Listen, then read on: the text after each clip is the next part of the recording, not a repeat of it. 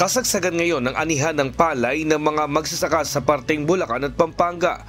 Kahit nasa gitna ng matinding init ng panahon, dulot ng nagpapatuloy na epekto ng El Niño phenomenon, nagtsatsaga pa rin ang mga magsasaka sa gitnang Luzon.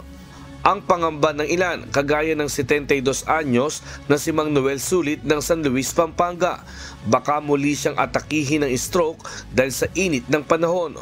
Pero kahit may sakit at hirap na sa buhay, kailangan pa rin niyang kumayod sa bukid, alang-alang sa pangangailangan ng kanyang mga mahal sa buhay. Nagbabaon na lang anya siya at umiinom ng maraming tubig para wag gumina habang nasa gitna ng pagtatrabaho. Namalistro ako. At na-istro, tatrabaho pa rin ako sa bukid. Hirap ang buhay, walang makain. Wala namang ibang masa. Hindi kami magtatrabaho. Mamatay kami sa gutom. Kahit na-istro, tatrabaho pa rin.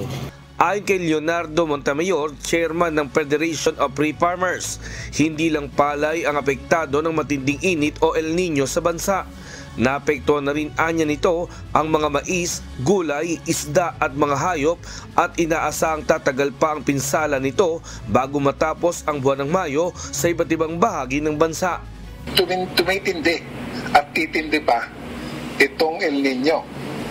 Malamang hanggang sa magki-carry over ito hanggang sa susunod na buwan ng Mayo. Ang kalakihan ng area na affected by El Niño, yung tinatawag na western part, Kanluran, di ba? Kahit na po yung mga probinsya po ng ibang probinsya ng Cotabato, Sultan Kudarat, ganyan.